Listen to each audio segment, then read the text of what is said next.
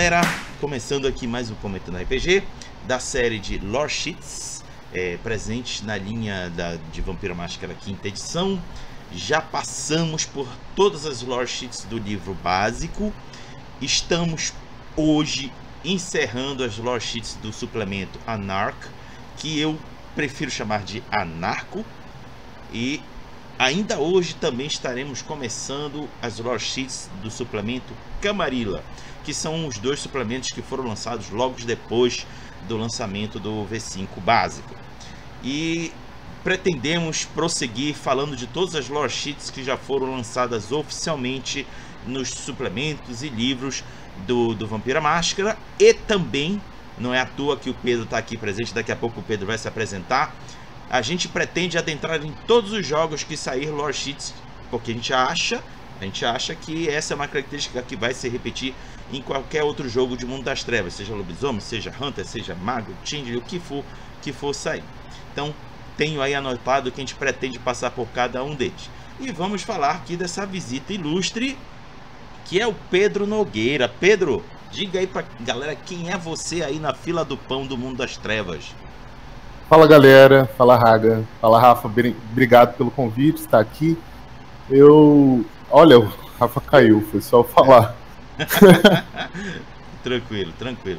Mas então, eu sou Pedro Nogueira, eu tô lá no Garowcast, na Nação Garou, desde o início também, participando das traduções dos livros.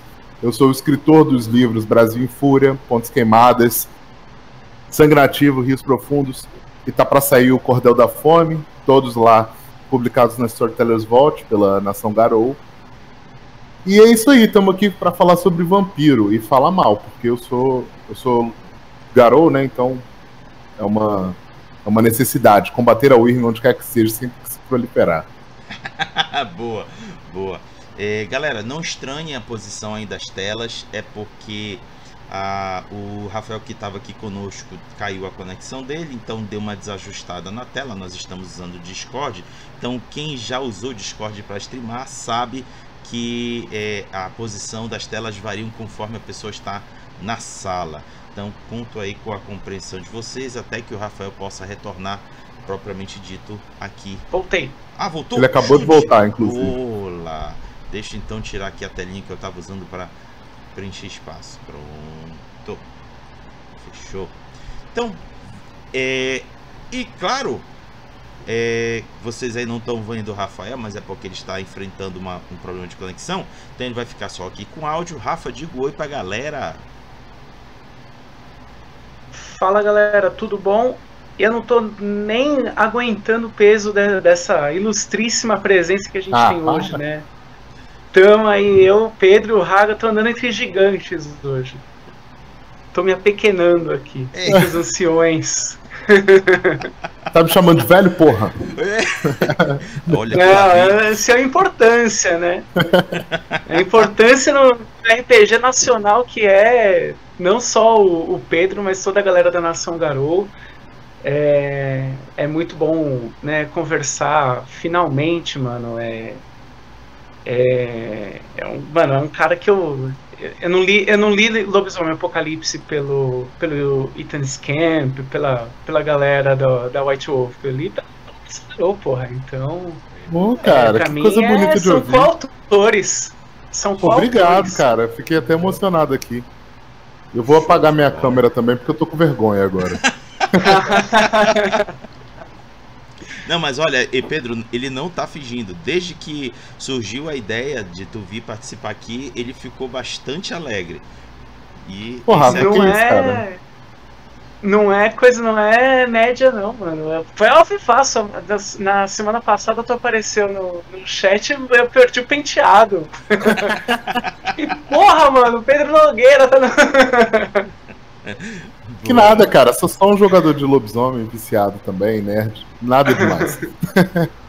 Bom, como o Pedro está estreando aqui um lance que a gente vai fazer agora, que toda vez que formos fazer aqui um Comentando RPG de Lore Sheets, pretendemos trazer algum convidado ilustre para participar dos comentários, e o Pedro está sendo o primeiríssimo dessa nova fase.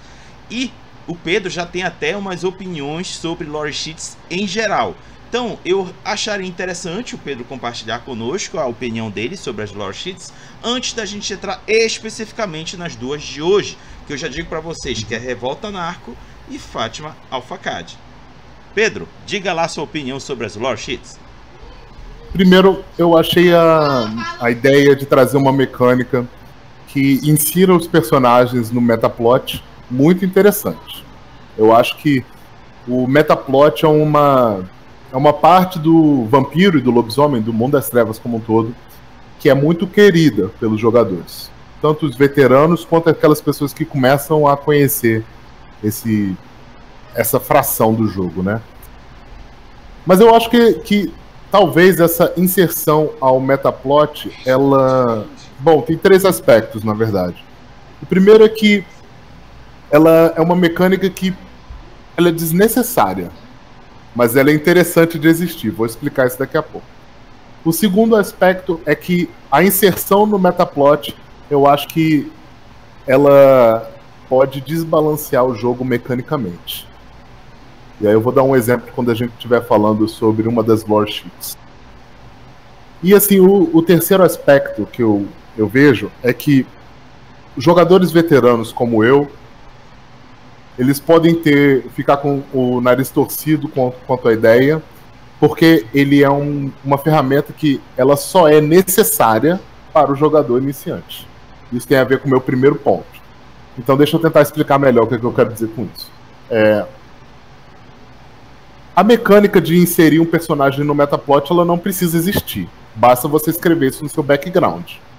Mas para uma pessoa ter a ideia e querer se inserir no metaplot, ela tem que ter lido pelo menos mais de um livro de vampiro ou de lobisomem para conhecer aquele cenário mais a fundo. Então eu entendo que essa mecânica ela é mais crucial para o jogador iniciante que não conhece o metaplot e através da lore sheet pode ver um resumão. E através desse resumão ele pode tentar se aproximar do lore de vampiro, né?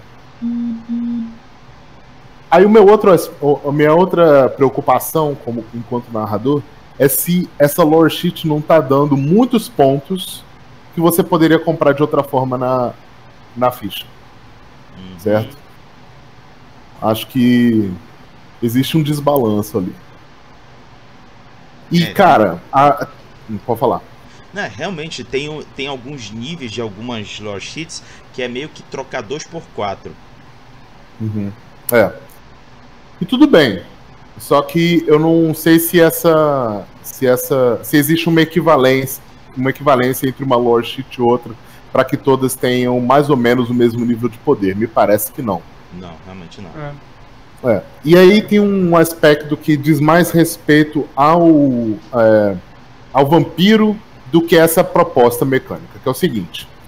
O metaplot de vampiro ele é inchado demais. E é natural que ele seja inchado porque ele é o primeiro jogo da White Wolf, o que mais fez sucesso, e porque vampiros são imortais. Então você colocou um personagem no cenário, ele vai continuar no cenário, né? A não ser que ele seja morto de forma definitiva, o que não acontece muito. Então chega um momento quando você está se aproximando do lore, do metaplot, chega um momento em que você precisa conhecer os personagens a fundo. Isso não acontece tanto com Lobisomem Apocalipse, né? Em Lobisomem, o metaplot ele diz mais sobre eventos ou sobre profecias, coisas que vão acontecer, do que sobre pessoas, né? Eu consigo falar sobre o metaplot de Lobisomem do início da criação até o Apocalipse sem citar ninguém. Algumas partes vão ficar quebradas, vai ficar faltando eu mencionar uma luta importante entre o Rei Garou e a Dançarina da Espiral Negra, por exemplo, mas eu consigo falar sobre o Impergium, a Guerra da Fúria, a queda do Dançarino da Espiral Negra e por aí vai. Com o Vampiro é quase impossível você passar pelas eras falando do metaplot sem citar Hardestad, sem citar Lucita, sem citar Sasha Vicus e esses outros grandes figurões. Dessa volta toda para falar que ao meu ver, a inserção que você pode fazer do seu personagem ao Metaplot com a lore sheet, ela ainda é limitada porque esses personagens são gigantes. Então você sempre vai ser um aliado, ou talvez um descendente de um cara que ele é muito mais importante do que você conseguirá ser em jogo. E aí, me parece que você, ainda que tenha uma mecânica para se inserir ao Metaplot, continua ficando como coadjuvante na história. Não sei se deu para entender, meio confuso, mas esses são meus pontos de vista, né? Principalmente uma dificuldade de realmente tomar protagonismo no Metaplot de Vampiro, porque o Metaplot é inchadíssimo, ainda que exista essa mecânica. Um desbalanceamento entre níveis de poder de uma lore sheet e de outra. E, tipo, se é realmente necessário a existência dessa mecânica para utilizar o Metaplot. Rafael, quer falar? Eu acho que assim, a maior parte é engraçado, a maior parte dos pontos que o Pedro levanta eu concordo, mas a minha conclusão final ainda é positiva, assim, entendeu? Eu acho que a lore sheet, a mecânica da lore sheet, ela ajuda a colocar o personagem no protagonismo, sim, né? Que nem eu penso já de cara aqui na nossa aqui na minha frente mesmo tá a ruína de Cartago, que é uma lore sheet que permite isso, a própria da Trindade também. Então, assim, mesmo essas lore sheets que são de descendentes, por exemplo do Hardestar. Hardestar é um dos caras que morreram, né? Então ele permite que você seja o novo Hardestar, sabe? O segundo Hardestar, alguém da dinastia do Hardestar.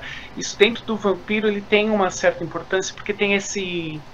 O vampiro ele é envolvido nesse culto de personalidade, né?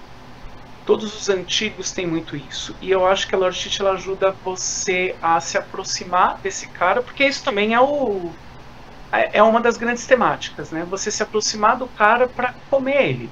Entendeu? É sempre o velho contra o novo. É sempre essa escadinha, né? E no própria Trindade você tem a chance de você ser o aprendiz direto de um cara que é quarta geração dos Sinis, enfim. Em várias dessas lore sheets você tem a chance de... E assim, a lore sheet ela acontece em círculos, né? Você pode estar lá na margem do que está acontecendo, da temática da lore sheet, né? Se você pega só um pontinho, ou você pode estar no centro de tudo se você pegar o nível 5. E aí no nível 5 você tem essa chance finalmente, né? Então assim, por exemplo, a gente vai falar da ruína de Cartago agora. Em 20 anos que eu tenho aí de vampiro, eu acho um plot fraquíssimo. Não é nem um plot, é um vício, é um cacuete. Um cacuete de personagem, o Bruhak fala de Cartago. Eu acho um porre isso. Mano, a gente tá em 2020 e os caras estão cobrando uma dívida de 3.000 anos atrás, tá ligado? E, mano, a maioria das personagens pro Ra não tem 3.000 anos, cara. Nem se identificam. Você não é o Meneleu, cara. Não se identificam com Cartago. Tá não ligado? são mais também agora, aquele Bruhá filósofo de antigamente? Exatamente. Mas a ideia de você fazer uma nova Cartago, agora ela toma forma. Quando você coloca uma mecânica em que nível a nível você vai galgando até isso se tornar possível. A gente comentou na semana passada, né? Foi alguma coisa parecida com o que eles fizeram na inserção de Manaus no Metaplot aí. Então assim, agora você tem como chegar nas vias de fato, ou pelo menos você começar a discutir isso dentro do jogo sem que isso vire um pastelão, tá ligado? Então, eu acho que ele dá um novo respiro, só que assim, eu tenho alguns pontos, né?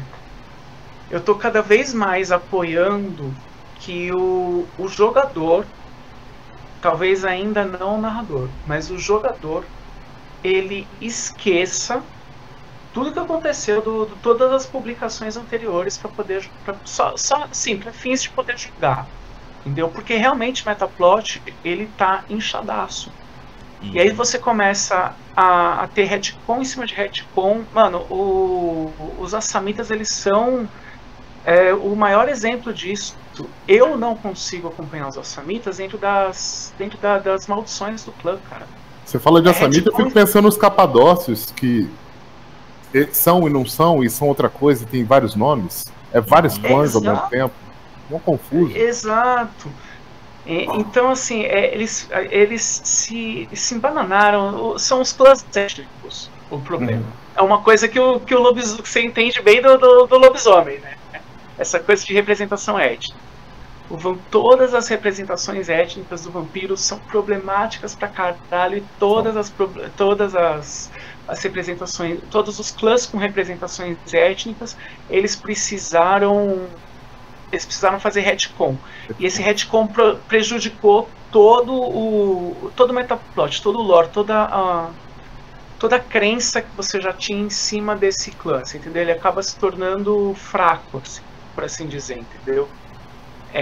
A encarnação atual dos Banu Haqim, ele nem leva a crer mais a ligação com os muçulmanos, né? Isso desde o V20. Você tem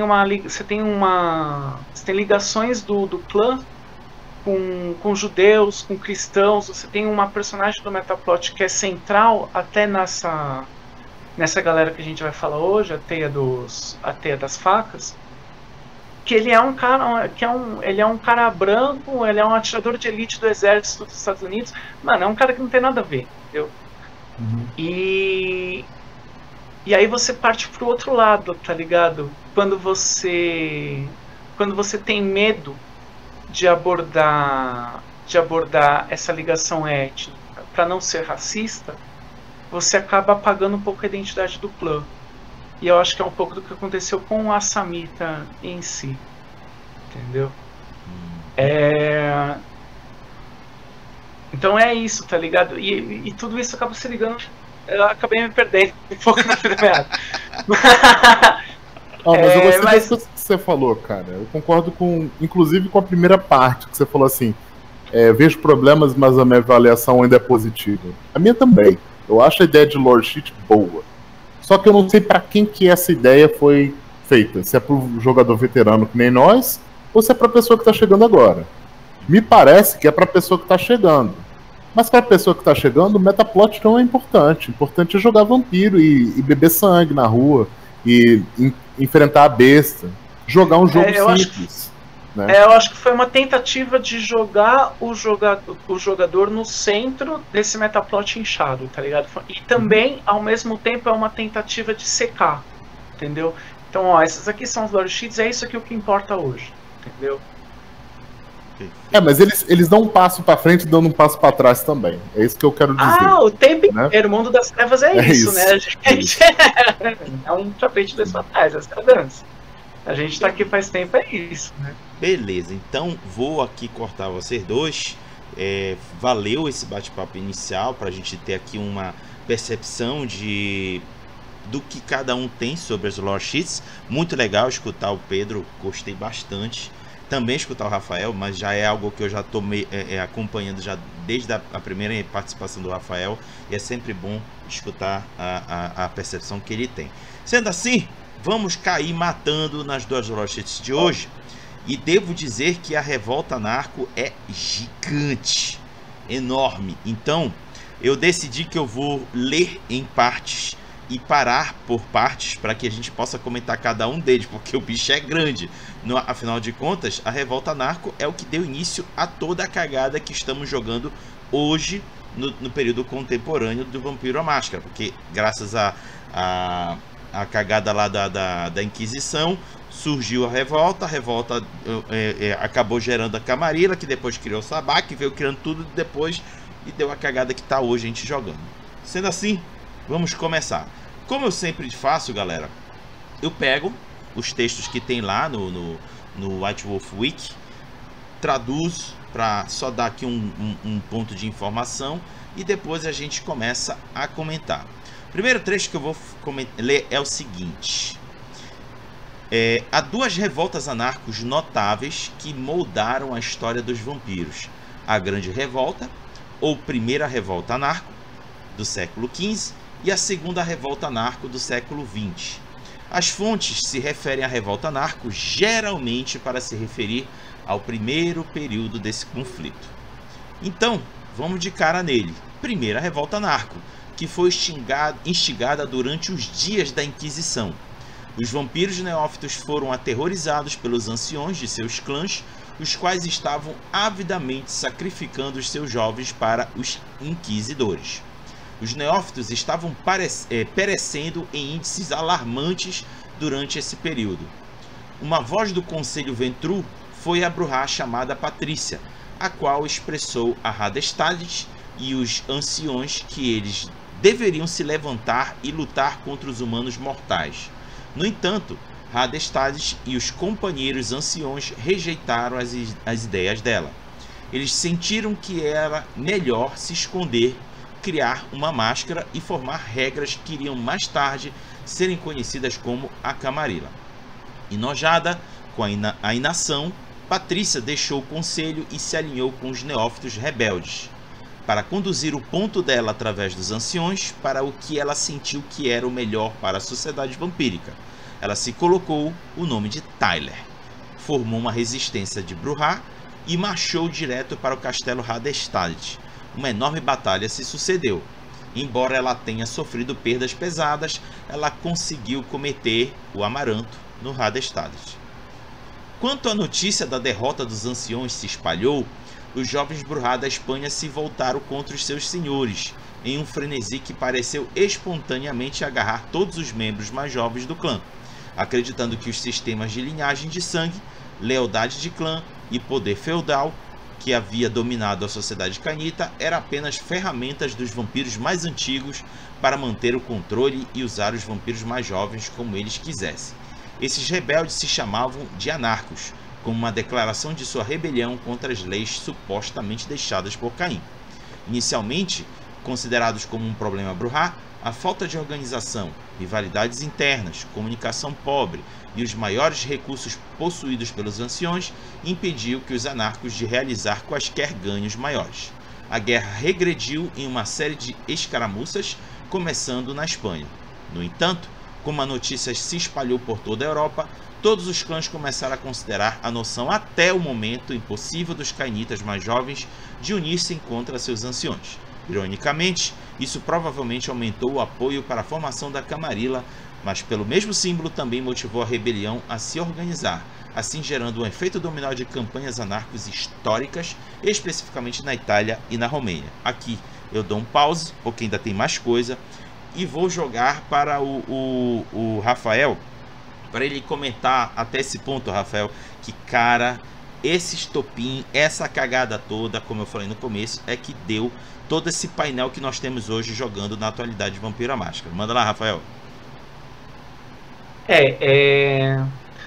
Bom, primeiro, eu acho que isso eu repito toda semana, né? Se vocês quiserem saber direitinho como é que aconteceu, toda a história contada bonitinha, no Segredos de Narrador, tem lá, né? Lá no canal do Romadeu. Então procura aí no YouTube. Agora sobre a Lore Sheets até aqui, né? Você citou a Patrícia, a gente já citou ela nas Lore Sheets. Ela tá lá no Descendentes de Tyler, lá do Core Book. Então, essas Lore Sheets, elas, se não mecanicamente, pelo menos tematicamente, elas conversam. E aí a outra coisa que eu acho bastante legal na Lore Sheet, pelo menos para um narrador que é um pouco mais veterano. E aí fica a dica também para quem está começando. Quando você define a temática da sua campanha, da sua crônica, você circula quais são, você faz um apanhado de quais são as lore sheets que são centrais para essa temática, e são essas as lore sheets que vão valer. Porque até agora a gente tem aí, acho que mais de 50 lore sheets, eu não parei para contar. Atualmente, essa é a 33. Essa que nós estamos marcando desde o começo é a 33. Então é bem mais de 50, já estamos para mais de 100. Se você falar, cada um pega o que quer, fudeu, meu amigo. Você vai ter que amarrar umas histórias que não tem nada a ver. Então define qual é a temática da sua crônica, pega as lore sheets que tem a ver com essa temática e traz para dentro. E aí, é assim, quando você tiver um pouquinho mais experiente, você cria as tuas lore sheets, que aí você dá a tua identidade pro cenário. Entendeu? Interessante. Isso aí você já começa, né? A criar o seu próprio cenário também.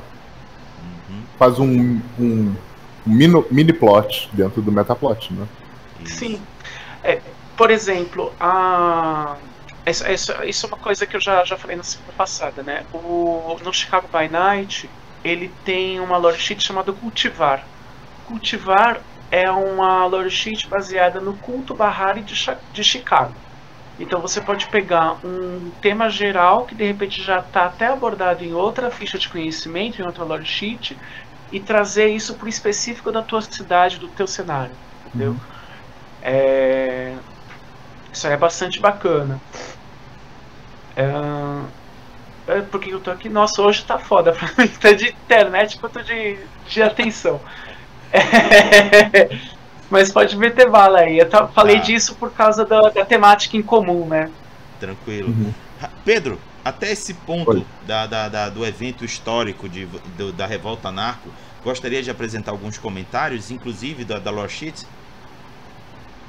Deixa eu dar uma olhadinha aqui na lore sheet mais uma vez. Então. Tá, tranquilo. Só para enquanto o Pedro está dando uma olhada, só para esclarecer para vocês, galera, só em um pouco mais de detalhe, nesse século. Tá bom, tudo bem. Então, nesse século XV, ocorreu o movimento da igreja, né, que criou essa Inquisição, em que começou a caçar qualquer um que pudesse se relacionar com o demônio, com seres sobrenaturais, monstros e o que for. E quem fosse supostamente visto como tal, era botado na fogueira. E aí começou a alcançar os vampiros, que estavam bastante relaxados quanto à existência deles entre os mortais. Eles realmente deixavam seus tentáculos espalhados entre os núcleos urbanos que haviam na época, principalmente os duques, condessas e a burguesia que havia. Burguesia não, desculpa, e os líderes de regiões que haviam na época, que está me fugindo da palavra. Nobreza. Nobreza. Obrigado. A nobreza que havia na época. Só que, como eu falei, eles não se preocupavam de descobrir a existência deles. E isso foi a gasolina para a Inquisição chegar até neles. Porque bastava eles ficarem perguntando para as populações em volta e o conhecimento popular dava o encaminhamento. Só que aí os anciões, com o cu na mão, isso me remete à música lá do Legião Urbana, eles começaram a jogar os neófitos para as garras da Inquisição. E a partir daí começou uma sequência geral de cagada, porque os neófitos também não queriam se fuder. Aí surgiu a Revolta Narco. Conseguiu ler aí, Pedro? Sim, mas eu acho que eu não tenho nada a acrescentar ao que vocês falaram, não. É bem isso, eu só ressaltaria para o pessoal que não está muito familiarizado com vampiro, que essa primeira Revolta Narco, ela tem, digamos assim, né, ela é vista como um problema dos Brujah, porque os Brujah tinham no passado, né, é sempre importante ressaltar que no passado remoto, os Brujah tinham essa cultura de arrebanhar muitas pessoas, né, muitos seres humanos, e ter uma vida harmônica entre os humanos e tal, e obviamente eles deram um cara a tapa nesse sentido, né? Porque se expuseram demais. Perfeito. Detalhe. Então vamos prosseguir, porque, galera, como eu falei, tem muito desdobramento essa história da revolta anárquica. E a primeira dela é o fronte italiano. O movimento deslocou-se para a Itália quando Gratiano de Veronese, lembra desse nome, Rafael? Rio de Janeiro? Opa! Tá essa criança veio parar aqui no Brasil, no Rio de Janeiro. Vamos lá. Gratiano de Veronese juntou-se com os anarcos em uma trama para matar o seu senhor, nada mais nada menos que o próprio La Sombra antediluviano. Ele liderou um grupo de aliados assamitas para a corte La Sombra no Castelo das Sombras, na Sicília, onde o La Sombra permanecia em torpor. Com a ajuda dos assamitas, Gratiano tentou fazer parecer que seu irmão Montano havia se virado contra o senhor deles.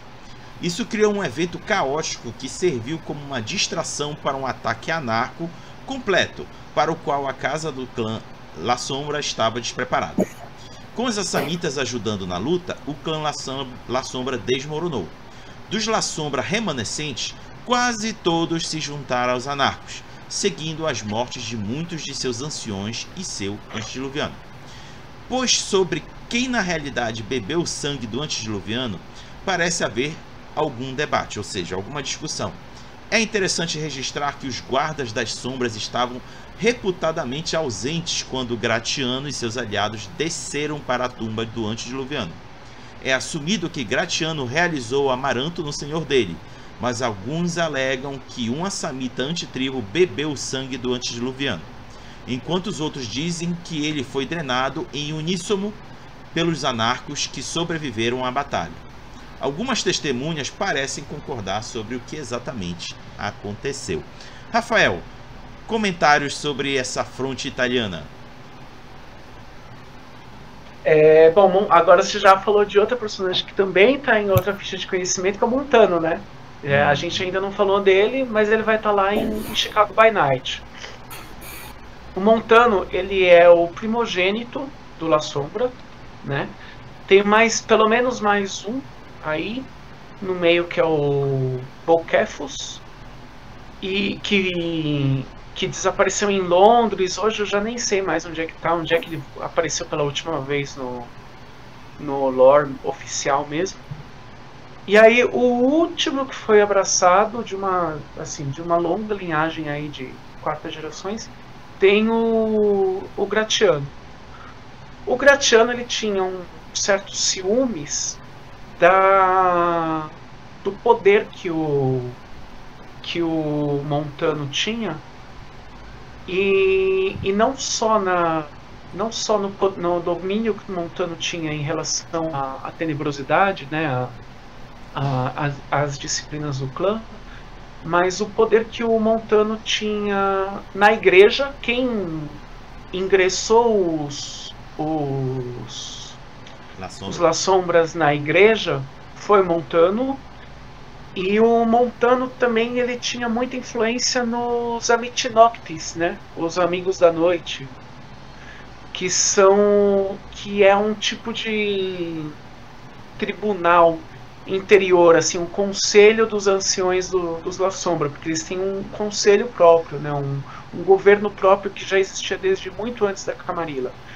E esses caras, eles inclusive, eles governavam o clã do mundo inteiro, né? Você tinha uma cisma ali entre os La Sombra cristãos e os La Sombra muçulmanos, né? Durante a Idade Média, e os Amigos da Noite era quem fazia essa mediação.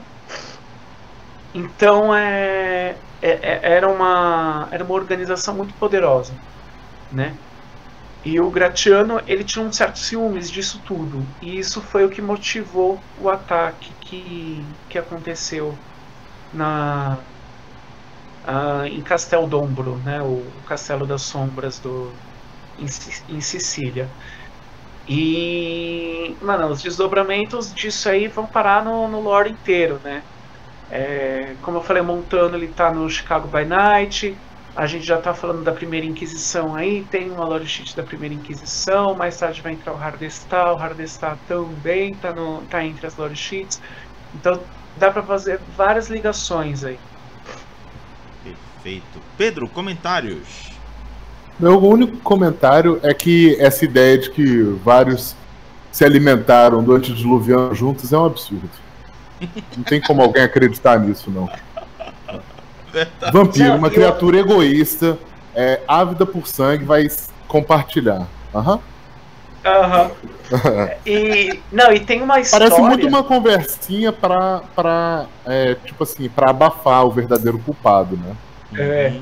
E tem uma historinha de que tem várias historinhas, né? Uma de que o Gratiano diablerizou de fato o antediluviano, outra que foram várias pessoas, tem outra que uma parte da alma do La Sombra foi para o abismo e tá lá agora. Então, tipo, todas as manifestações de tenebrosidade na verdade são o próprio La Sombra.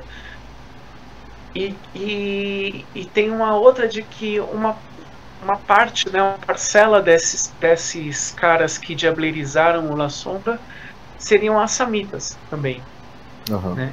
E aí você tem uma linhagem inteira aí para criar de assamitas que tem acesso à tenebrosidade. Aí é roubado. Assamita com tenebrosidade. Massa velho, exatamente. Total. Tão massa velho, inclusive tão massa velho quanto um refúgio chamado Castelo das Sombras, né? Parece Castelo de Grayskull. Pô. Eu vou aproveitar a fala do Rafael, que ele citou a questão do paradeiro do antediluviano. Bom, já está claro pra gente, diante de várias informações, que os eventos derradeiros que levaram ao Gehenna, que é o livro final da série da terceira edição, eles foram anulados. Mas no Gehenna é descrito que de fato isso ocorreu, que o Rafael falou, que o La Sombra se tornou uma entidade uníssona às sombras. E tem o romance da Gehenna em que é apresentado uma cena, eu achei bem interessante, dessa presença da sombra, né, com Lucita. Lucita meio que se entrega às sombras. Eu achei bem interessante essa cena e a descrição como ela foi feita. Agora a gente já não sabe mais como Gehenna, né? Não, e isso tudo ainda ainda pode suscitar uma discussão que aí não existe resposta, a resposta vai ser encontrada na mesa que você estiver jogando, que diz respeito ao crossover, né? Porque o abismo é um lugar em lobisomem, em vampiro, em aparição, e eles são ao mesmo tempo semelhantes e diferentes.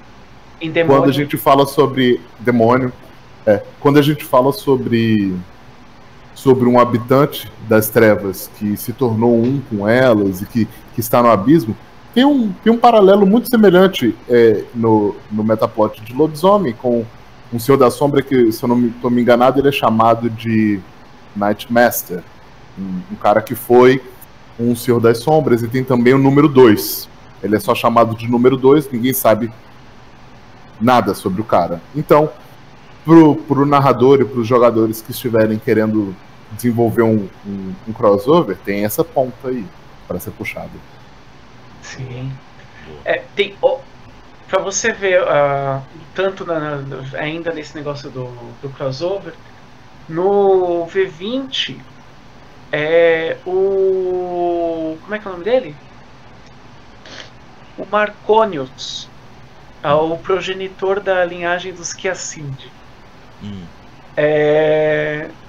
O Marconius, ele consegue criar a linhagem dele dos Kiacid, porque no V20 os Kiacid eles não são só uma linhagem La Sombra, né?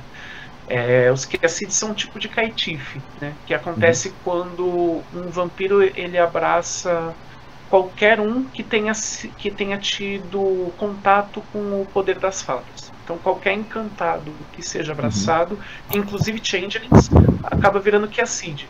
E normalmente isso é um acidente, né? Porque o vampiro normalmente ele não sabe quando o cara tá encantado e tal. E aí o Marconius ele vai atrás de uma forma de fazer o que é a Cid perfeito. Ele usa várias fórmulas alquímicas, e aí ele viaja até entre os experimentos dele, ele viaja até o abismo, e lá ele se alimenta de um tipo especial de fada, né? Um tipo especial de criatura, né? Que parece que era uma fada, piriri pororó. E aí no C20, no Changeling de 20 anos, é citado sobre os Talain, que são os primeiros tipos de Changeling, que são os Fomorianos, né, do Changeling mesmo, né, não os Fomori do lobisomem, que são as primeiras criaturas das fadas verdadeiras, que habitavam na Terra, que eles eram inimigos dos Changeling, que depois foram presos no abismo também. E aí tem toda uma conversa se esses Talain na verdade eram os demônios ou se não eram, enfim, né? O crossover, a gente já tá fazendo nossa lore sheet aqui já. Né? Exatamente. Com o C20, o lobisomem. Pode crer. Então, assim, mano, dá pra você viajar nesse negócio das sombras. Tem um romance, a trilogia do Clã La Sombra, ele também fala sobre o paradeiro do antediluviano, que também é um momento em que a Lucita entra no abismo. Entendeu? É a trilogia do Clã La Sombra, inclusive eu acho que é a melhor fonte para você saber melhor sobre o Gratiano, sobre o Montano e sobre o antediluviano La Sombra. Perfeito. Vamos avançar aqui agora para o fronte romeno. Com a notícia dos La Sombra esmagados e o antediluviano morto, instigou-se outra campanha para derrubar os Tizimis. Liderados por Lugoj e seu exército anarco, eles invadiram as casas dos senhores Tizimis, matando todos aqueles que não se converteram. Na casa de Tabak, Lugoj capturou e converteu a cria Lambak, a qual foi usada para dar a localização do antediluviano Tizimis. Daí em diante, Lugoj e seu exército de anarcos atacou o monastério de Cernog, uma das mais antigas catedrais da Romênia. Uma enorme guerra irrompeu entre os anarcos e a Tizimice Slasta. Pronto, obrigado. Os guardiões foram dizimados pelos anarcos, que bem-sucedidamente se infiltraram. De acordo com o que muitas testemunhas oculares contam, Lugoj se colocou diante de todos os presentes, dissipou as proteções mágicas sobre o corpo do Tizimice antediluviano e desenterrou o antigo do torpor dele. Sem demora, Lugoj consumiu vorazmente o sangue dele, não compartilhando com ninguém. Esse aí já foi mais egoísta, né? O corpo apenas desmoronou em pó. Os anarcos se regozijaram em triunfo, com esse evento agora estabelecendo o palco para uma nova era, um novo Sabá. Parecia agora que a previsão de Gratiano estava sustentando a verdade, que todos os outros clãs iriam cair facilmente quanto os seus. No entanto, esse evento estava longe do fim, pelo menos para os Tizimis. Lambak, o qual estava presente no momento da incursão da catedral, sabia de algo que ninguém mais sabia. Apesar do que todas as testemunhas oculares contam, o Tizimis antediluviano não foi destruído, o que se confirmou depois no livro da Gehenna. O corpo em torpor era uma manobra. O Tizimice tinha essa manobra no lugar para que eles fossem capazes de matar Lugoj durante a pesada batalha. Então se moldou de carne para aparentar como Lugoj, para fingir a sua própria diablerie e usurpar a posição de liderança de Lugoj no Sabá. Rafael, mande bala. Alô? Rafa? Opa. Deu uma travada, mas passou. Deu uma travada aqui. Então, sobre a história do Tzimis. De novo, segredo de narrador. Eu mesmo, eu não sou muito não conheço muito sobre o front do Tzimisce, porque eu tenho a esperança de jogar o Transylvania Chronicles até hoje. Então eu não li o Transylvania Chronicles, então eu não sei o que acontece. Eu sei as linhas gerais do que acontece, e eu sei que é uma parte crítica tanto do movimento anarco quanto do lore do vampiro. E o da hora é isso, né? Dá pra você participar, né? Transylvania Chronicles, ele te coloca no centro aí dos acontecimentos.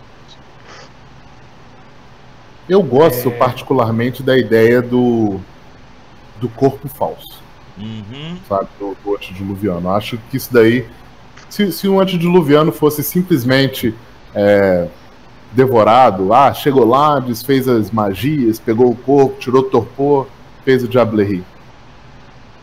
Meio chato, assim. Não, assim, pode até ser legal, mas só que colocando dessa forma é uma história que segue de A, B e C. Não tem nenhuma reviravolta, que nem sempre precisa ter, mas também, principalmente, não retrata o poder de um antediluviano. Um cara que tem um poder, assim, quase cósmico. E tem crias que podem trazer a morte final para ele. Ele com certeza vai ter algumas medidas de contenção, né, bem elaboradas. Aí eu acho legal que tem o corpo falso dele lá. Acho bacana. Eu tenho uma teoria pessoal de que o poder dos antediluvianos não só era próximo ao cósmico como chegava ao cósmico. Porque eles são de uma época em que o mundo espiritual e o mundo terreno era uma coisa só. Eles são de antes da separação. Verdade. Entendeu? E você pode ver pelo comportamento da maioria dos antediluvianos que são remanescentes aí, né? O próprio Ravnus, eu não gosto da Semana dos Pesadelos. Ravana, né? Olha, eu não vou começar a falar sobre Ravana, não, porque senão vai falar essa noite. Eu amo a figura mitológica do Ravana, deus demônio do Ramayana, lá do Sri Lanka e tal. Mas quando foi transposto pro vampiro, foi só vexatório mesmo. Então, toda a história do Ravnus, né? As histórias problemáticas do Ravnus. Mas olha, diga, Rafael. Mas além disso, você tem um Malcave que ele tá enterrado, que tá com o corpo enterrado em Jerusalém, e que ele tá vivo e passa muito bem, né, dentro da rede malcaviana.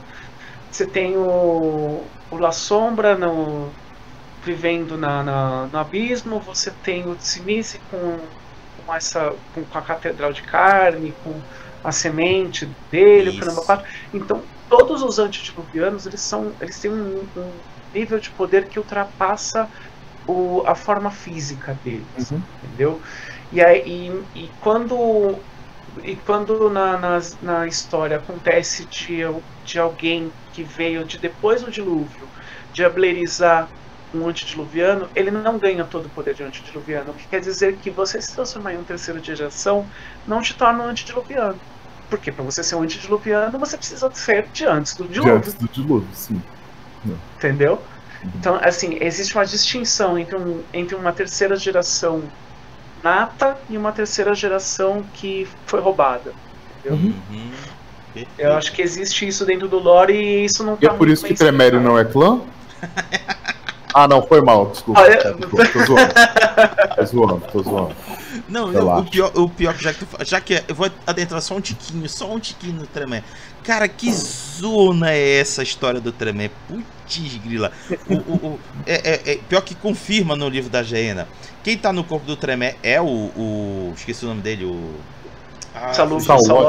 Saulote. Quem tá no corpo do meu Deus do céu, qual é aquele outro Tremé que é meio que braço direito do Tremé? O Goratrix, né? Quem tá no corpo do Goratrix é o próprio Tremé, e o Goratrix tá preso num espelho. Que cagada, velho. Pra quê, né, cara? Simplifica isso aí, porra. Mata um deles. Eu tiro do meu toque, tá bom? Bom, vamos lá.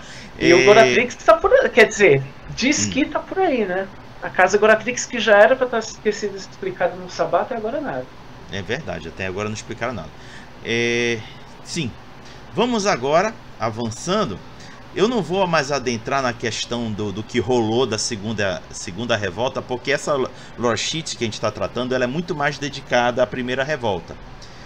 Porque meio que se encerra quando ocorre a convenção de Tornes, se forma a Camarilla e todo o resto que a gente já conhece depois. Então vamos agora... A segunda revolta também é o cenário que a gente está jogando, então é só pegar o livro, né? Não é uma lore sheet especial, é o cenário, é o plot. Exatamente. A segunda revolta ela acaba ficando bem mais proeminente assim na costa oeste, né? Quando eles formam o segundo estado, o estado anárquico livre. Mas assim, por conseguinte, é porque o Salvador, né, quando ele publica aquele manifesto que eu li da outra vez, quando teve aqui, ele considera qualquer domínio que esteja sob proteção dos anarquistas como parte dos estados anárquicos livres, entendeu? Então é mais do que aquela região da costa oeste e tal. Então é tudo que está acontecendo, né? Se você está na sua cidade, no seu cenário, e existe uma presença anárquica ali, bem-vindo à segunda revolta anárquica. Deixa eu só fazer uma perguntinha, que vou... É rapidinho. Vocês acompanham o LA by Night? Um pouquinho. É só um pouquinho. Eu tô acompanhando. Achei eu tô um pouco muito atrasado, legal. mas não vi tudo também não, mas achei bem legal. E o jeito que o pessoal lá nos Estados Unidos, ou talvez seja esse grupo, mas o jeito que eles jogam, ou, na verdade, o jeito que aquele maluco lá narra, é bem minimalista, né? Ele concentra muito mais na interação entre os personagens do que em determinar o que vai acontecer. Achei isso bem legal. Sim. E eles não quebram, né? Essa coisa de você não quebrar o clima é muito bacana. Entendeu? Com certeza. É difícil atingir isso. Então vamos nos focar agora o que essa lore sheet de fato quer passar para os jogadores. Você reivindica a linhagem a um importante vampiro na revolta anarco dos séculos XIV e XV. Ou talvez você possua registros relatando a queda de príncipes tiranos ou a ascensão de barões presunçosos. Você sabe o período e o lugar que Tyler assassinou Hadestadet, o ancião, e os participantes na diablerie do antediluviano Tizimice. Aqui já tem mais de um, viu? Talvez você até tenha conversado com Lugoj ou Lambart, dois dos demônios presentes durante esse incidente. O seu conhecimento da revolta anarco é tamanha que você consegue ver as ondas e turbilhões do tempo se repetindo na sociedade dos amaldiçoados nessas noites. Você reconhece os exatos mesmos crimes dos passados repetidos agora, e consegue predizer e talvez controlar a forma que os jovens irão se levantar para esmagar os antigos. E agora cabe ao Rafael explanar pra gente o que cada nível dessa lore sheet oferece aos jogadores. Rafael. Eu vou fazer o seguinte, já que a gente já passou um bom tempo falando da revolta anárquica, e como a gente tá com visitas... que isso, gente, fica à vontade aí, pô, pode tomar café. E eu tô ligado que o Pedro também não é tanto da mecânica. Só o resumão, assim, do que fazem os níveis. Cara, surpreendentemente, essa lore sheet ela não é tanta de combate, porque as outras lore sheets desse suplemento, elas são muito sobre você derrotar o sistema. E assim, de um jeito bem literal, tá ligado? Você tem é sempre para te dar bônus em combate e bônus em combate social. Entendeu? Tem muitas lore sheets que repetem essa temática. E essa lore sheet, ela ainda mantém essa temática, claro, né? Não dá para você fugir disso. Mas ela tem uma abordagem diferente. Ela é mais sobre você reunir recursos, entendeu? Então você tem muito nível que te dá status, você tem muito nível que te dá rebanho, você tem níveis que te dá mola, aliado, recursos. São coisas para te dar vantagens para você partir para cima, ao invés de você ganhar bônus no dado para poder acertar o príncipe da cidade. Percebe como isso é um tipo de refinamento?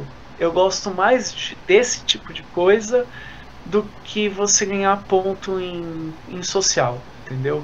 Ele te dá munição para que o jogador faça uma estratégia, ao invés de te dar um bônus de dado para você fazer um teste específico, entendeu? Você vai ganhar os pontos de recurso, você vai ganhar os bônus de status, você vai ganhar os bônus de mola, mas o que você faz com isso é problema teu, meu irmão. Entendeu? E isso eu acho, pelo menos na minha opinião, isso é um pouco do refinamento da temática geral do livro, né? Tem um problema com essa lore sheet. O problema que eu já mencionei lá no início. Que eu acho que esses benefícios que são dados aqui, eles são muito mais interpretativos. E interpretar alguns níveis de poder não é uma coisa que você começa sabendo fazer. Eu vou usar o exemplo aqui de lobisomem, que é o que eu estou mais familiarizado. Um Cleaf, né, o cara do primeiro posto, ele tem algum poder, e o cara de quinto posto ele tem muito mais poder. Só que o cara de quinto posto não tem só poder a mais do que o cara de primeiro. Ele tem uma representatividade espiritual, ele tem responsabilidades, ele tem uma história, e ele tem computado na ficha honra, glória e sabedoria que ele deve interpretar. Da mesma forma, vampiro, quando o cara tá muito poderoso, ele não é só as bolinhas de disciplina ou só os antecedentes que ele acumulou. E eu acho que quando você dá o personagem logo de início com certas responsabilidades e poderes, isso trava um jogador iniciante. Claro que tem exceção, né?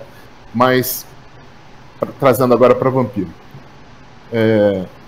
Deve ser, nunca joguei, mas deve ser muito difícil começar o jogo falando assim, ó, toma, você é o descendente de um cara que foi mega importante lá na Idade Média. E agora você tem que viver a essa herança. Sabe?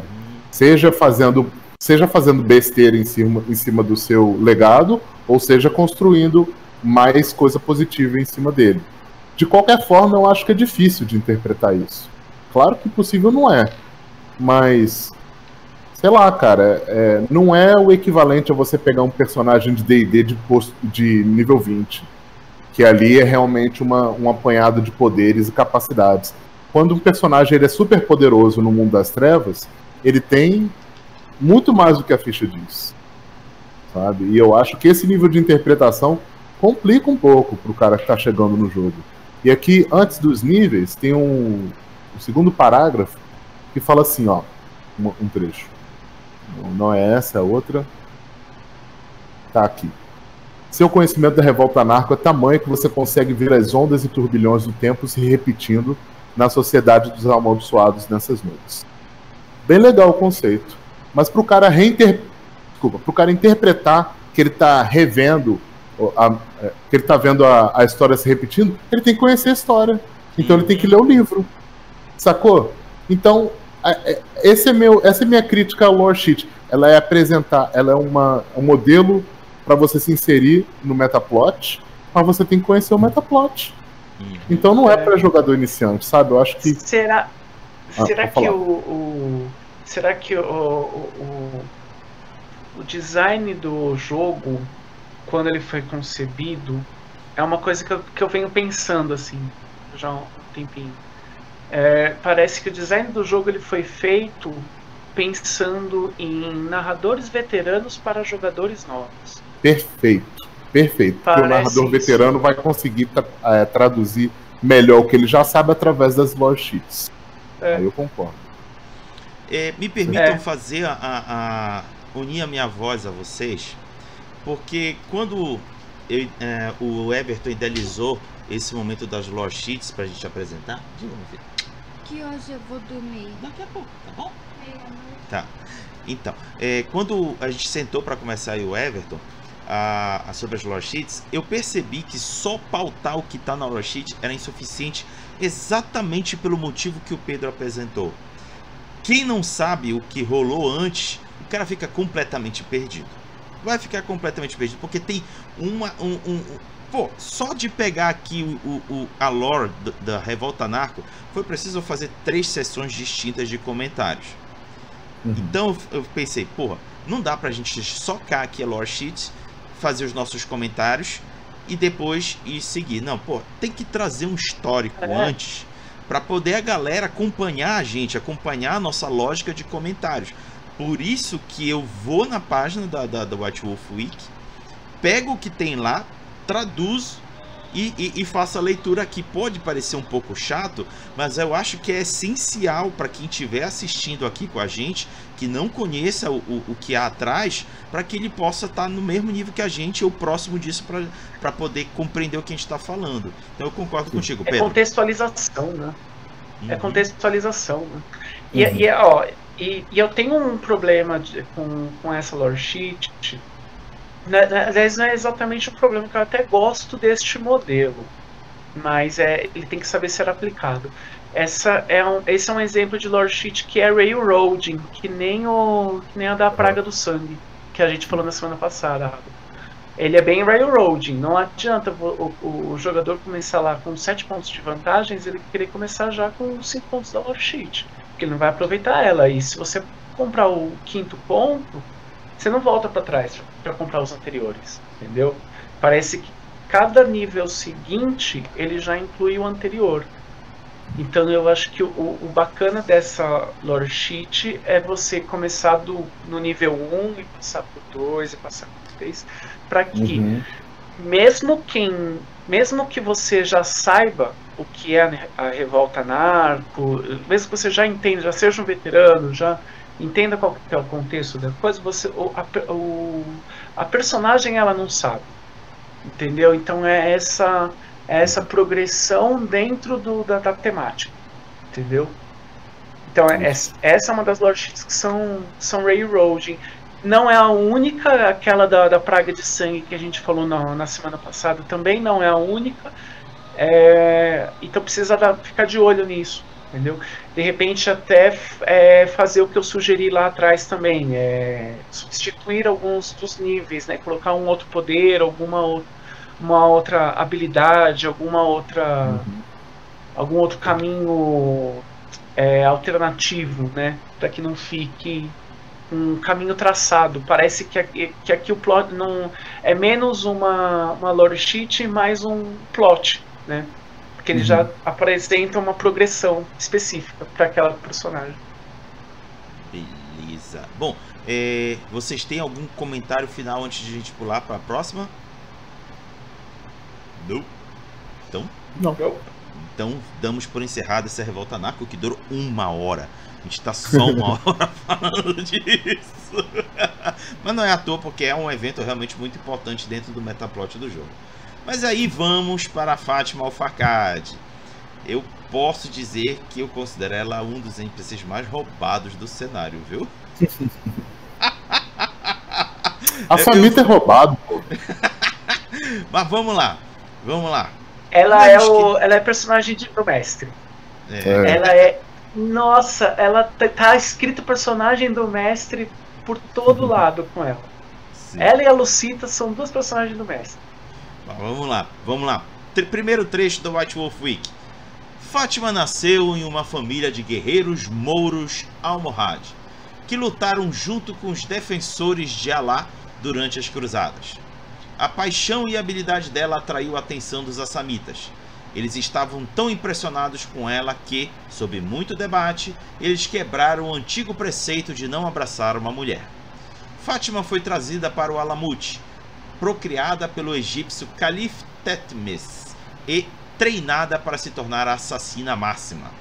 Durante as cruzadas, ela enfrentou a La Sombra Lucita de Aragorn até um impasse. Ou seja, ninguém venceu, meio que rolou um impasse. É porque os 2 personagens são de narrador, né? Não podia matar. Exatamente. Elas eventualmente se tornaram amigas e amantes.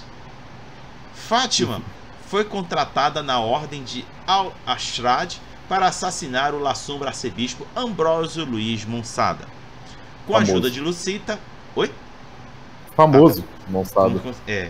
Com a ajuda de Lucita, a qual era a cria do arcebispo, Fátima foi capaz de executar ele. Mais tarde, Fátima desapareceu, nunca retornando para o Alamut, para reivindicar a recompensa dela. Por isso, Urshug declarou Fátima uma renegada. Ela supostamente estava nas cavernas próximas de Meca, meditando sobre as lealdades dela a Alá e Hakim, recebendo a notícia de que os filhos de Hakim buscam matá-la por deserção. Fátima buscou os Inkono por ajuda. Aí aqui vou para a parte do V5. Abraçada no século XII d.C., Fátima al-Faqad é antiga entre os membros ativos destas noites, conhecida dentro dos filhos de Hakim como a Mão da Vingança. Ela é uma das assassinas mais perigosas e habilidosas que já foram vistas entre os membros. Eu incluiria também roubada. Fátima é uma muçulmana fiel e uma inimiga jurada dos cultistas do sangue do Urshug. Ela uma vez trabalhou por Vitae, assumindo contratos por sangue direcionados de volta fisicamente ou por rituais de feitiçaria para a fortaleza do clã dela, o Alamut. Mas nestas noites, o Alamut está sob o controle de Urshug e é relatado que Fátima seja a líder de uma mudança dos Banu Hakim, lutando lado a lado com a Camarilla na Guerra da Gehenna. As más línguas diriam que ela está na luta somente para descobrir o que aconteceu com a amada e rival dela, a Lucita. Da parte dela, Fátima silencia tais rumores com um olhar quase tão mortal quanto as facas dela. Só para completar rapidinho, antes da gente liberar para os comentários, devo dizer que no livro da Camarilla tem uma cena absurdamente roubada. Gente, é muito roubada. É como o Rafael falou uma vez, é a alma da terceira edição ainda prolongando no V5, em que ela, com somente uma agulha de tricô, só uma agulha de tricô, dizima um bando inteiro do Sabá. Rafael. Ah não, mentira. É sério. Tem isso mesmo? Tem. Ela é tipo... Meu Deus. Ela é um personagem da Marvel. É o mercenário. Sim. Ela é um mercenário. Bicho, é muito braba a cena, cara. É muito braba. Já que eu tô aqui no assunto, deixa eu falar. Só um corte da cena. Diz que tem um cara, que parece que é um Ventru vindo da Camarilla, enviado para falar com a Shira. Aí ele tá acompanhando a comissão da Fátima al-Faqad. Aí tá lá ela se preparando para enfrentar lá os Sabá. Estão vendo de um ponto magnânimo, imponente. Aí ela fala pro seguidor dela: qual é a arma inútil que eu uso hoje? Aí ele entrega pra ela a agulha de tricô. Puta que pariu, moleque. Ah, então nem foi. E nem tinha um motivo pra agulha de tricô tá lá, a não ser mostrar que ela era fodona. Exatamente. Isso, galera que tá assistindo, se chama escrita preguiçosa. Porque ele podia muito bem colocar a agulha de tricô na mão de alguém que tava tricotando. Não era tão difícil. Mas enfim. E ela podia fazer. O efeito seria o mesmo se ela tivesse feito com as facas que ela usa faca o tempo todo. Foi só pra mostrar que ela é fodona, foi com a agulha de tricô. Cara, tem um trecho aqui nesse texto do Lord Shit que é engraçado, velho. Antes da parte do V5, deixa eu ver aqui, deixa direitinho. Aqui, ó. Ela supostamente estava nas cavernas próximas de Meca, meditando sobre suas lealdades a Alá e Hakim, recebendo a notícia que os filhos de Hakim buscavam matá-la por deserção. Resolveu a dúvida, então, Pois é. Tô lá resolveu o dilema, né? Hakim ou Alá? Os caras estão querendo me matar. Pô, fácil, né?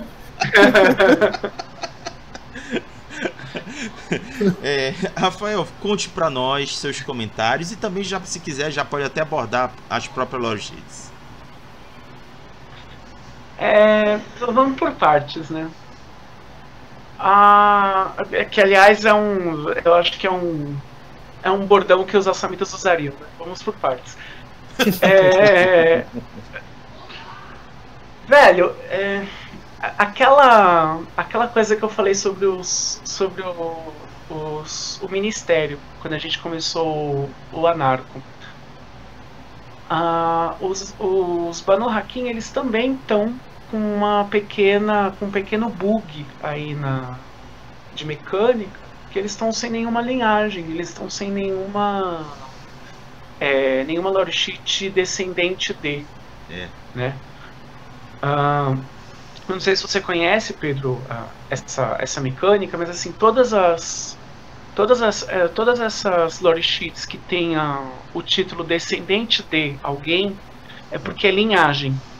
E aí as lore sheets de linhagem, você pode pegar a linhagem e uma extra, entendeu? Toda vez que você pode pegar, a regra de lore sheet agora é essa: você pode pegar uma lore sheet geral e uma lore sheet de linhagem. Se quiser. Se quiser. Como o Banu Haqim não tem nenhuma linhagem apresentada até agora, quem for jogar de Banu Haqim vai ficar restrito a uma única lore sheet, então ele vai ter acesso a menos vantagens do que os jogadores. Mas atualmente todos os clãs têm linhagem? Quase. Menos os Banu Haqim e os seguidores de Set, que os dois passaram por reformulação, né? Isso. Entendeu? Hecata também tem? Porque Hecata passou por reformulação. Hecata tem bastante. Tem bastante. São os clãs antigos, certo? São tipo os clãs antigos. Na verdade tem mais, né? Os Simizi, os Ravnos, os Salubre, que são os clãs do Companion.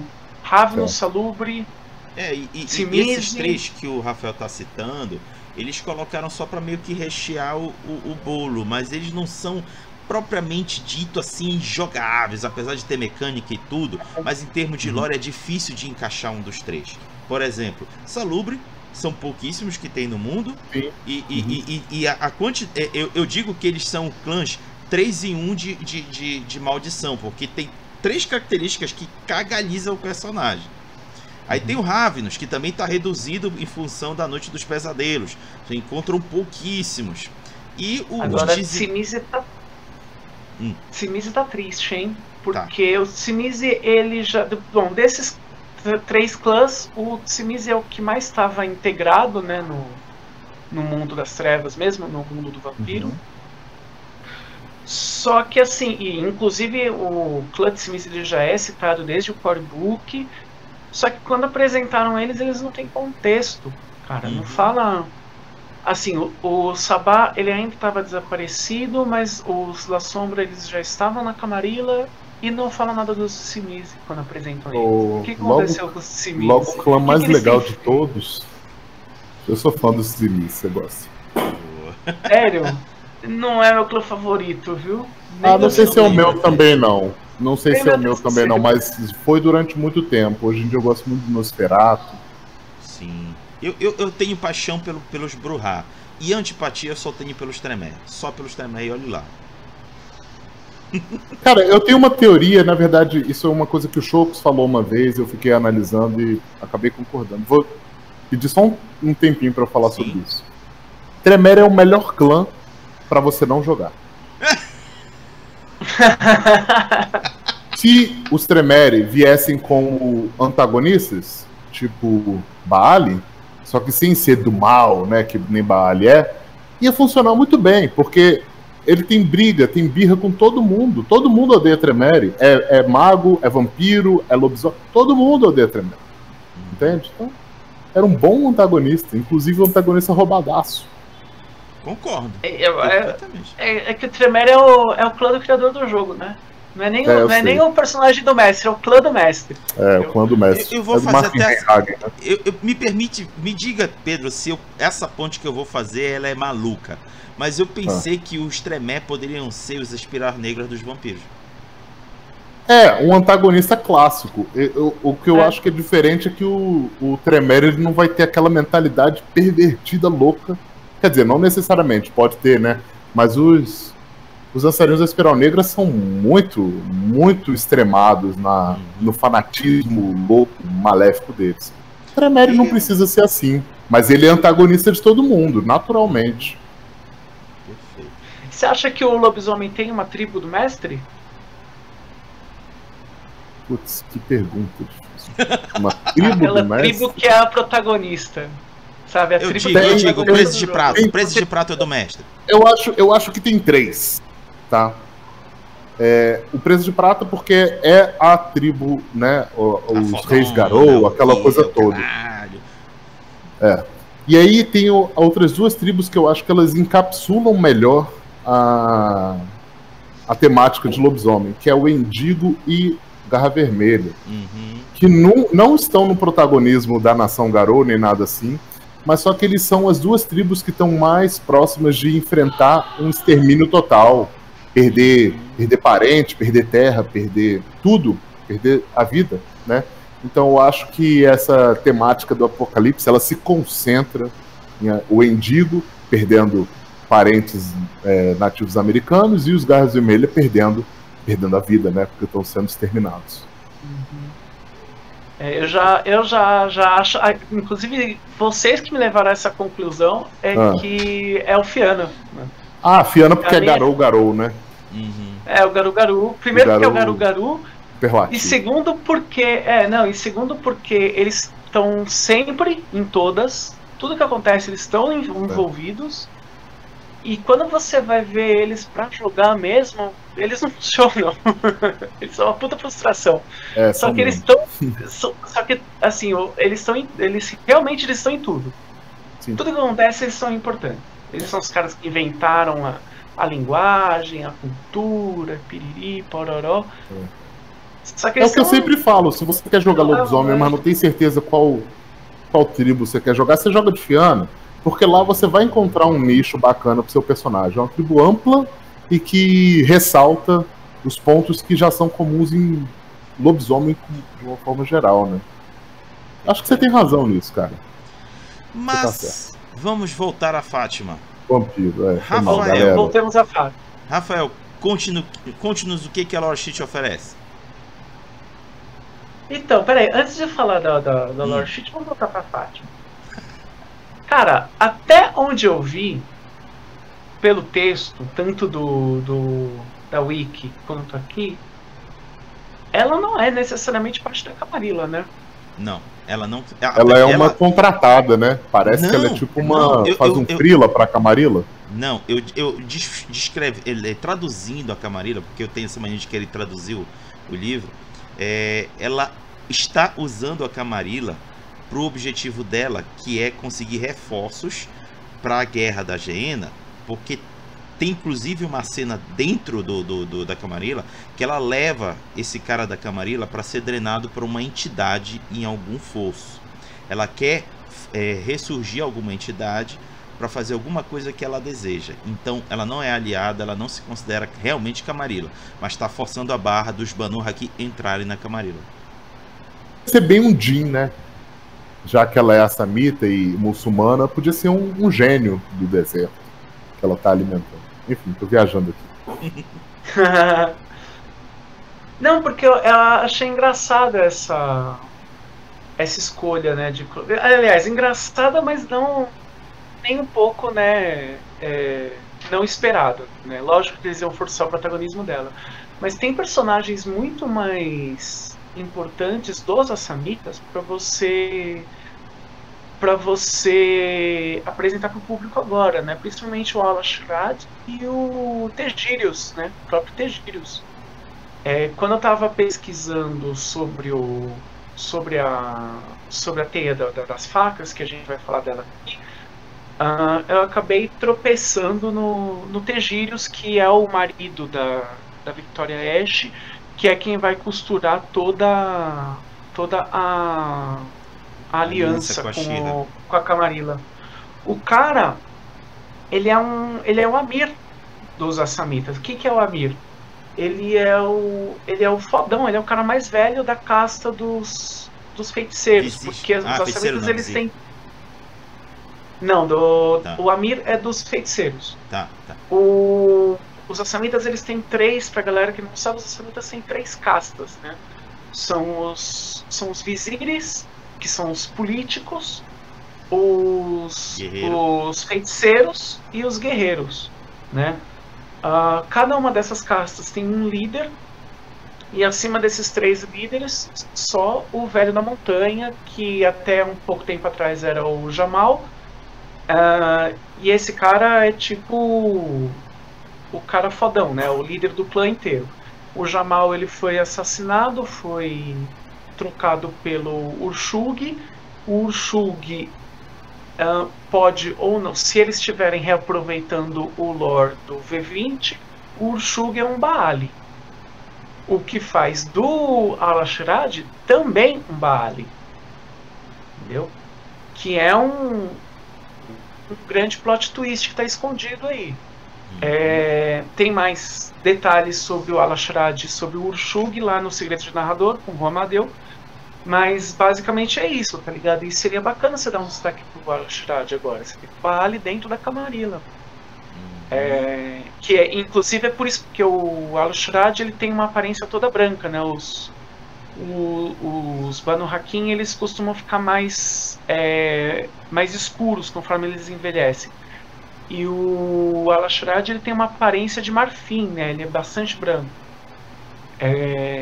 Parte do motivo dele não ser, não ter escurecido com o tempo, é dele não ser verdadeiramente um Assamita, e sim um Baali escondido aí. E isso não quer dizer que ele seja malvadão, porque na Ashira existem Baali que não são malvadões. A Ashira aceita Baalis convertidos, entendeu? Interessante, não sabia disso. Pois é. Bem legal. A Ashira, ela é uma seita. Eu sempre advoguei em favor de eles falarem melhor sobre a Ashira. Só que é um sonho que eu não vou ver realizado, porque eu acho que você pode sentar, escrever e publicar lá na Storytellers Vault. Na Storytellers Vault, exatamente. Eu já pensei nisso. Já chamei na chincha, agora você vai ter que fazer, cara. Eu vou ter que fazer, não tem jeito. É porque assim, eu não tenho tanto conhecimento específico da região. Geográfica, assim, né? Tanto da questão árabe, da primavera árabe, questões sociopolíticas, até religiosas mesmo, porque a Ashira ela se apoia totalmente no Islã, né?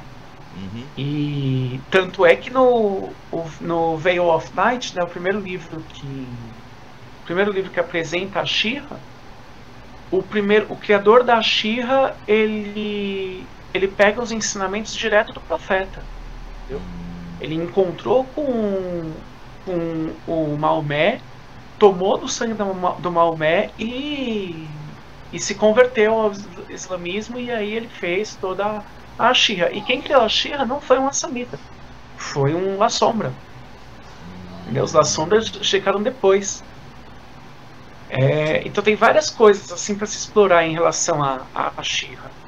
Vamos ver a que pé anda, mas provavelmente eles não vão abordar nisso porque é complicado, é muito sensível você mexer nisso. Mas de qualquer forma, voltando aqui para Fátima, bom, a lore sheet ela vai tratar principalmente sobre a teia de facas, né? A teia de facas ela é tudo aquilo que a gente achava que tudo aquilo que a White Wolf foi construindo nas últimas décadas para desconstruir os Assamitas, para falar que os Assamitas eles são mais do que assassinos, mais do que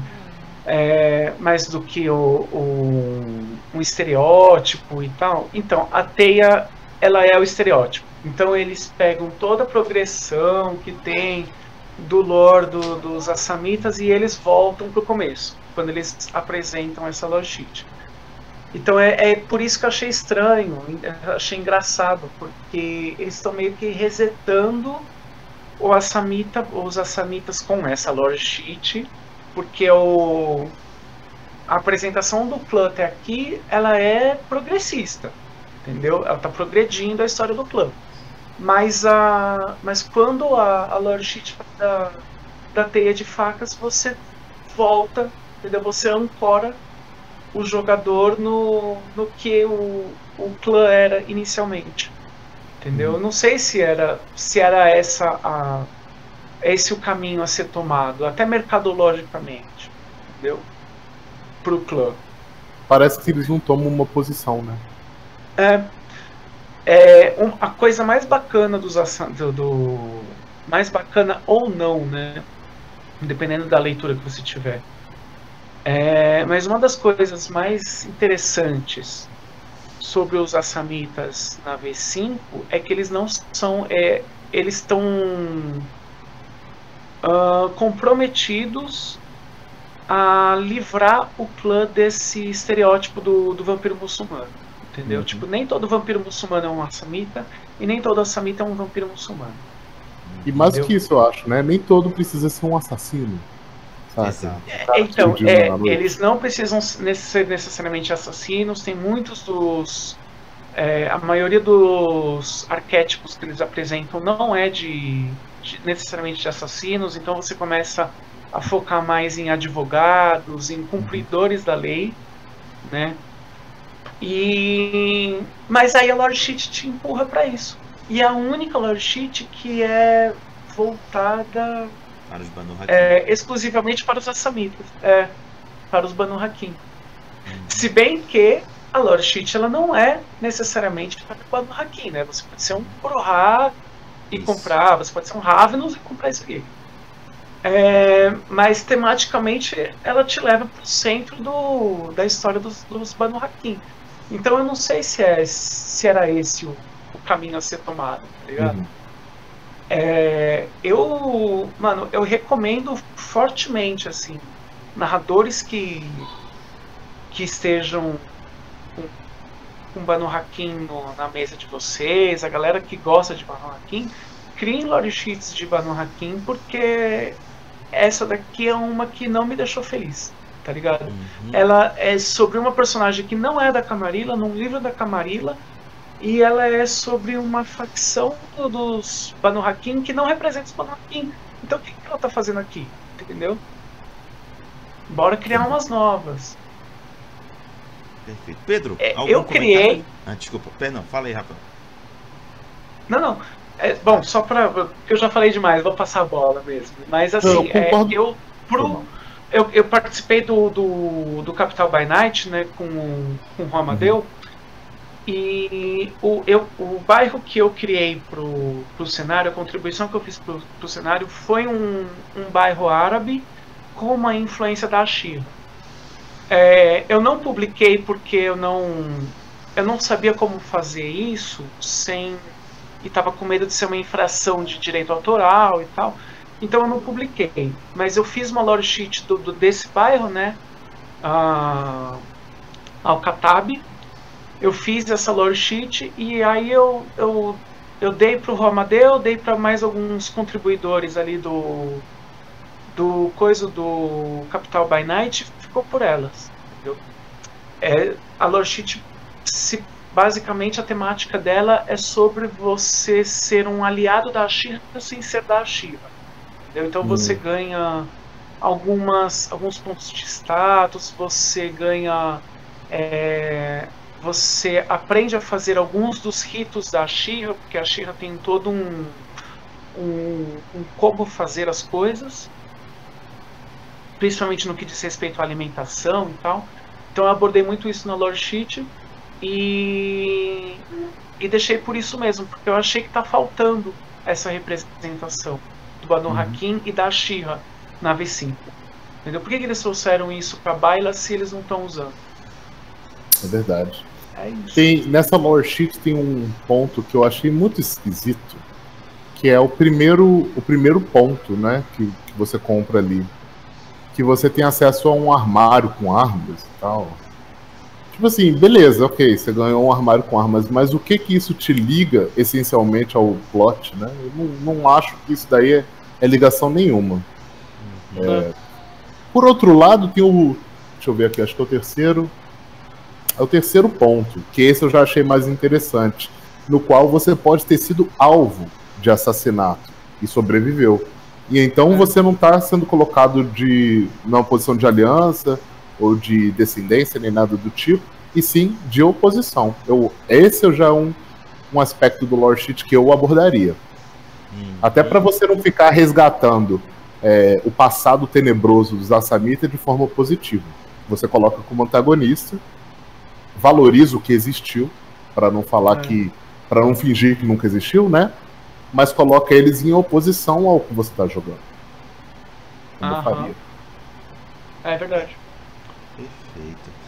Mais algum comentário antes de dar por encerrado? Esta lore sheet em específico, eu recomendo quem for usar, se quiser colocar a teia de facas no jogo, dá uma lida no Lore of the Clans do V20, que a teia de facas ela foi criada para o V20 e lá conta direitinho. E lá você vai descobrir que a teia de facas, na verdade, é um termo que eu não tinha ouvido falar até o V5. Então, assim, tipo, mesmo os jogadores mais velhos podem não estar familiarizados, né, com a teia. Mas a teia, do jeito que ela foi desenvolvida para o V20, ela está no centro de todas as coisas que acontecem e que trazem os Assamita para o V5.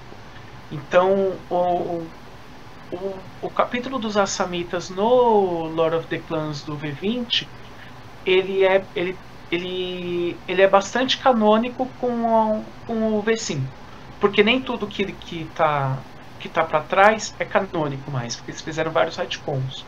Mas esse em específico vale a pena você ir lá, dar uma pesquisada e ver como é que funciona.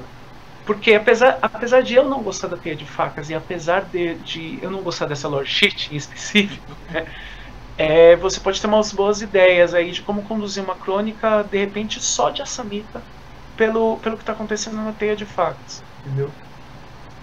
Quantas pessoas será que fazem a piadinha ridícula de Fátima das Facadas? Caramba, ainda não tinha escutado isso. Completamente nova. Nossa. É péssima, né? Mas tinha que ser dita. Bom, antes que a gente possa se encaminhar para o final, gostaria de deixar esse momento agora para o Pedro mandar um recado para a galera que estiver assistindo agora ou for assistir depois. Pedro, o espaço é seu, fale o que você tiver vontade. Beleza, valeu.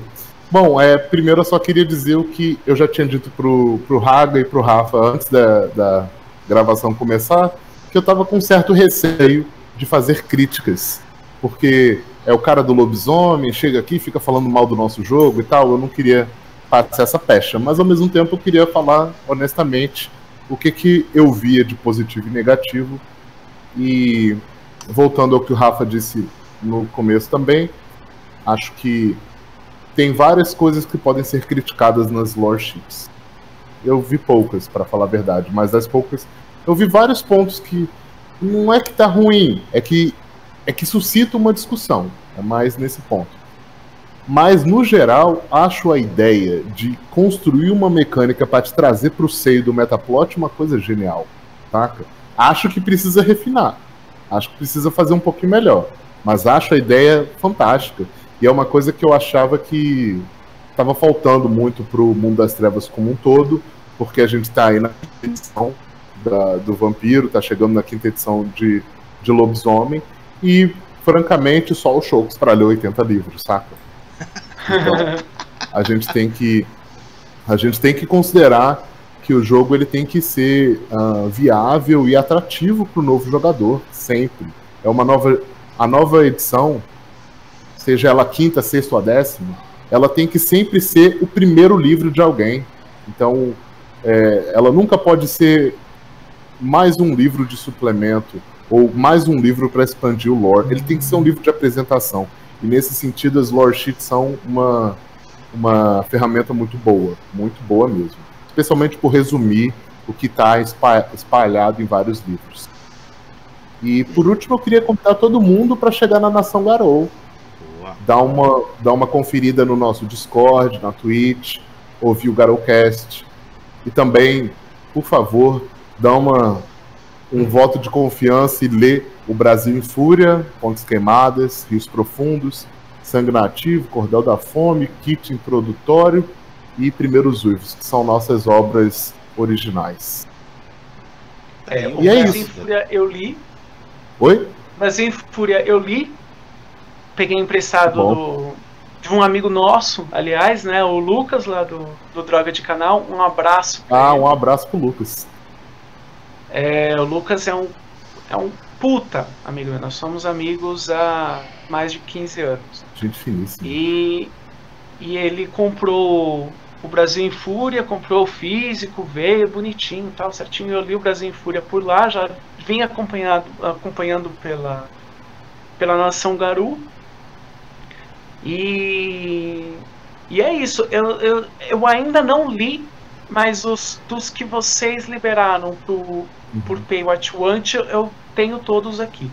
Eu tô guardando, porque aí quando a gente voltar aí desse período de pandemia, o Lucas prometeu aí uma mesa de lobisomem. Tô cobrando ao vivo, hein, Lucas? E aí eu já vou pegar pra ler o bagulho todo, né? Pra me reambientar. Então eu queria aproveitar e pedir pro Lucas narrar uma mesa pra mim também, ué. Se é assim que funciona. Ô Lucas, eu quero jogar. Narra aí. Pra jogar com ele você tem que colocar pelo menos 3 pontos em percepção e 3 pontos em alertness. Nossa, você começa com um teste de awareness. Bom, antes da gente fechar, deixa eu só anunciar quais são as 2 lore sheets que nós iremos abordar na semana que vem. Na sequência do livro da Camarilla, logo depois de Fátima Al-Fakad, é Fiorenza Sanova. Só que é uma repetição de uma lore sheet que já tem no livro básico do Vampiro. Então a gente pula esse. E vamos direto para a linhagem Ventrue pura. Será essa a primeira a ser abordada semana que vem. E por conseguinte, o culto de Mithras. Serão essas as 2 lore sheets que iremos abordar semana que vem. E próximo da data a gente apresenta quem será o convidado da vez. Pedro, muito obrigado por ter participado aqui conosco e a ter apresentado suas opiniões. Foi muito legal escutar você. Como eu sempre digo, é sempre bom termos outras perspectivas para nos ajudar a enxergar aquilo que a gente não está enxergando. Muito obrigado. Rafael, valeuzão. A gente se encontra semana que vem. Então juntos, vamos dizer um até logo pra galera. Falou, pessoal. Falou, até mais. Até logo pra galera.